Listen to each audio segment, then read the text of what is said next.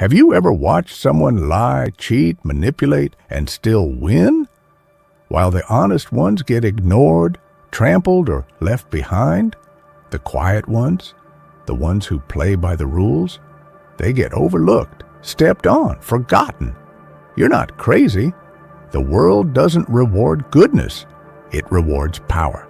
And today, we're going to uncover the brutal truth behind why evil so often rises and why the good keep falling. Nietzsche saw it. You felt it. Now it's time to expose it. It feels like the world is upside down. But what if it's always been that way? Let's explore what Nietzsche saw. A brutal, brilliant truth. The world doesn't reward goodness. It rewards power. Imagine a crowded courtroom. Two men stand trial. One defends himself with honesty, humility, remorse. The other lies with confidence, spins narratives, smiles at the jury. Who do you think wins? The one who controls the story. And sometimes they win because they don't play fair. Nietzsche believed we've misunderstood evil, not because evil is right, but because evil often plays the game better. Friedrich Nietzsche didn't believe in absolute good or evil. To him, morality wasn't divine truth. It was a tool, a system created by the weak to protect themselves from the strong. In his view, traditional morality, humility, kindness, turning the other cheek, was a survival strategy for those without power. He called it slave morality, and those who reject it, they embrace master morality, not bound by rules, driven by strength, self-overcoming, and willpower. Now think about it. Who writes history? Who dominates headlines? Who gets remembered? It's not always the good, it's the bold, the relentless, the ones who don't apologize for wanting more. Nietzsche saw this clearly. The world is not fair. It never was. And those who play by fair rules often get left behind. Because the world doesn't hand out rewards for being good, it hands them out for being effective. Good people hesitate. They doubt. They seek approval. They want to be liked. But evil doesn't wait.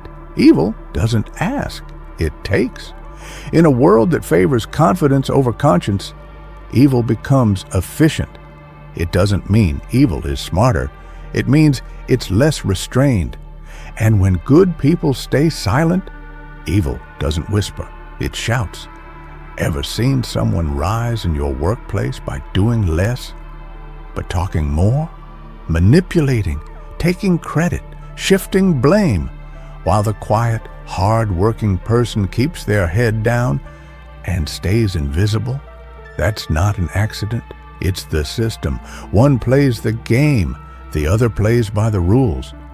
Nietzsche wasn't glorifying evil, he was exposing the illusion. He saw that power wasn't inherently evil, but power, when unchecked, can override morality. Because power isn't concerned with what's right, it's concerned with what works. And in a society where results matter more than integrity, goodness gets outpaced. Evil wins, not because it's better, but because it's faster. It doesn't care about feelings. It doesn't stop to reflect. It doesn't flinch at guilt. And good people, they spend so much time wondering if they're right that they forget how to fight.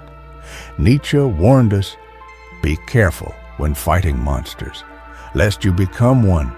It's not a call to abandon your values. It's a challenge. If you want to survive in a ruthless world, you must evolve your strength without losing your soul.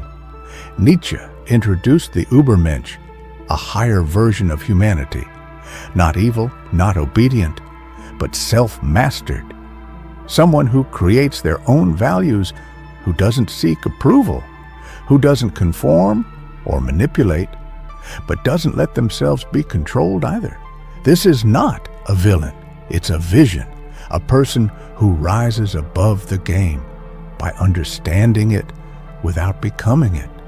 What if being good didn't mean being soft? What if morality didn't mean surrender? What if compassion came with boundaries and kindness with strategy? You don't need to become evil to stop losing. You need to stop being passive. You can be good and powerful, kind and unshakable, quiet and unforgettable. So the next time you wonder why evil always seems to win, remember, it's not because evil is stronger, it's because goodness forgot how to fight. Evil wins, not because it's stronger, but because goodness has been taught to be quiet, passive, apologetic, but no more. You don't have to become a monster to stop being a victim. You can rise without selling your soul. You can be kind, but unbreakable, compassionate, but strategic. This is your call to evolve, to lead, to become the version of you that this world can't silence. If this message hit home, don't keep it to yourself. Share it. Comment your thoughts. Subscribe to join a growing movement of minds that see through the illusion. Because in a world where evil plays loud, it's time for the good to play smart.